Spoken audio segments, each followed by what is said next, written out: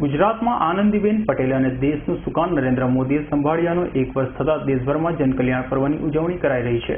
ત્યારે ઓલપાડના માસમા ગામે ત્રિવિધ કાર્યક્રમ યોજાયો હતો। 13મા નાણાં પંચની ગ્રાન્ટમાંથી તૈયાર થનાર ગટર લાઇનનું ભૂમિપૂજન વિધિ તથા મોદીએ કાર્યવાહીથી કરેલ સુરક્ષા વીમા યોજનાના ફોર્મ ભરવાની માસમા ગામેથી શુભ શરૂઆત કરવામાં આવી હતી। તાજેતરમાં જ ઓલપાડ જીન ખાતે રાજ્યના મંત્રીઓની ઉપસ્થિતિમાં યોજાયેલ પ્રથમ હળપતિ સમૂહ લગ્ન સમારોહમાં આયોજક એવા ઓલપાડ 155 વિધાનસભા મત વિસ્તારના ધારાસભ્ય મુકેશ પટેલનું માસમાના વતની અને માજી ધારાસભ્ય બાલુદેવા પટેલના છાલ ઓઢાડી સન્માન કરવામાં આવ્યું હતું। તેમણે જણાવ્યું હતું કે ઓલપાડ તાલુકો હાલ વિકાસના પંથે આગળ ચાલી રહ્યો છે તેમજ પ્રજાને તમામ પ્રકારની સુવિધા આપવા સરકાર કટિબદ્ધ બની છે। ત્યારે તાલુકાના 108 ગામમાં તમામ હળપતિ લોકોના વીમા પ્રીમિયમ ભરવાની જવાબદારી પણ તેમના શિરે છે। નમસ્કાર દર્શક મિત્રો, આજ રોજ માસમા ગામે જન કલ્યાણ પર્વનું આજે ભારતીય જનતા પાર્ટી તરફથી આયોજન થયું। નરેન્દ્રભાઈને 1 વર્ષ પૂર્ણ થતાં અને આનંદીબેનના 1 વર્ષ ગુજરાતમાં પૂર્ણ થતાં આજે સરકારની વિવિધ કામગીરી વિશે લોકોને માહિતગાર કરવા માટે આ જન કલ્યાણ પર્વનું આયોજન કર્યું। સાથે સાથે બેટી બચાવો બેટી ભણાવોના અંતર્ગત જે ઓલપાડ તાલુકાની અંદર આ એક અમારા દાતા તરફથી 1 કિલોમીટર લાંબુ કાપડ આપ્યું છે। એમાં દરેક બેટી બચાવો માટેનું એક જાગૃત અભિયાન રૂપે આજે આ દરેક બેટીઓને સાઇન કરવાનો, દરેક લોકોને સાઇન કરવાનો પ્રોગ્રામ અમે રાખ્યો છે।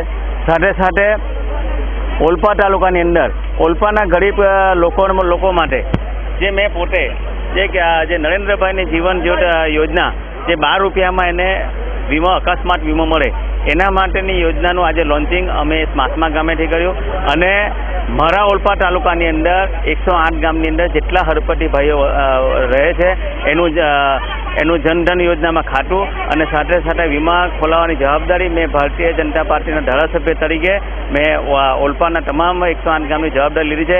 એનું પણ આજે લોન્ચિંગ થયું છે। માસમા ગામે બી ઘણા બધા ફોર્મ ભરાયા છે અને હવે પછી આ દરેક ગામે ગામ કાર્યક્રમ ચાલવાનો છે। દરેક એક પણ ગરીબ માણસ આ નરેન્દ્રભાઈની યોજનાથી વંચિત નહીં રહી જાય એની તમામ મેં જવાબદારી લીધી છે। અહીંયા સૌનો સાથ સૌનો વિકાસની રીતે અમે આગળ વધીશું અને ગરીબ લોકોને જ્યાં સુવિધા મળશે આ દરેક સુવિધા અમે પહોંચાડીશું। હાલ જલ કલ્યાણની પર્વની ઉજવણીના ભાગરૂપે સુરતના સાંસદ દર્શનાબેન જરદોશ તેમના મત વિસ્તારમાં આવતી 7 વિધાનસભામાં પ્રવાસ કરી રહ્યા છે। ત્યારે આજરોજ ઓલપાડ તાલુકામાં માસમા ખાતે આવી પહોંચ્યા હતા જ્યાં તેમનું પણ સન્માન કરવામાં આવ્યું હતું।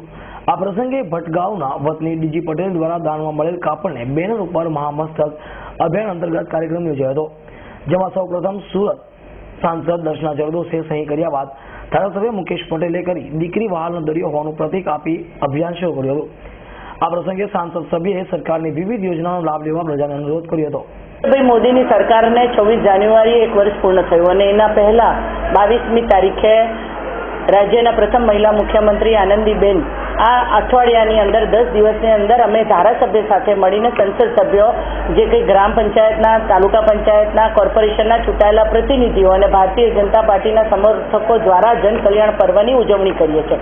રાજ્ય સરકારની સિદ્ધિઓ ધારાસભ્ય દ્વારા અને કેન્દ્ર સરકારની સિદ્ધિઓ ખાસ કરીને પ્રધાનમંત્રી જનધન યોજના, સ્વચ્છતા અભિયાન અને આ બધા કાર્યક્રમો પ્રજા સુધી પહોંચે, પ્રજા એનો લાભ લે અને એના દ્વારા અમારું જે સર્વૈયું કહેવાય 1 વર્ષનો ઉજવણીનો માહોલ કહેવાય કારણ કે ગરીબો સુધી પહોંચવામાં આ સરકાર સક્ષમ રહી છે અને જે વચનો એમણે આપેલા સૌનો સાથ સૌનો વિકાસને ધ્યાનમાં રાખીને નરેન્દ્રભાઈએ જે સપનું જોયું છે, જે આંતરરાષ્ટ્રીય પ્રતિષ્ઠા પ્રાપ્ત કરી છે અને જે કંઈ એમણે કેન્દ્રની અંદર એમના મંત્રીઓ દ્વારા અને ભારતીય જનતા પાર્ટીમાં અમિતભાઈના નેતૃત્વમાં 10 કરોડ જેટલા સભ્યો બનાવ્યા, સત્તા અને સંગઠન બંનેના સમન્વય થકી જે રીતે દેશનો વિકાસ થઈ રહ્યો છે એમાં જ અમે અમારા પોતાના મત ક્ષેત્રની અંદર લોકોને માહિતગાર કરવા માટેનો એક જનસંપર્ક કલ્યાણ પર્વ જે યોજાયું હતું તેના ભાગરૂપે આજે ગ્રામ્ય વિસ્તારની અંદર અમે આ કાર્યક્રમ યોજ્યો છે।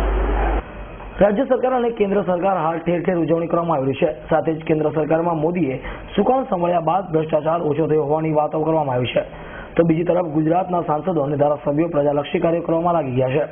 ત્યારે આવનારા દિવસોમાં ગરીબ પ્રજાને હજુ પણ માળખાંત સુવિધા મળે તે જરૂરી છે। Naresh Patel, S9 news, Olpad.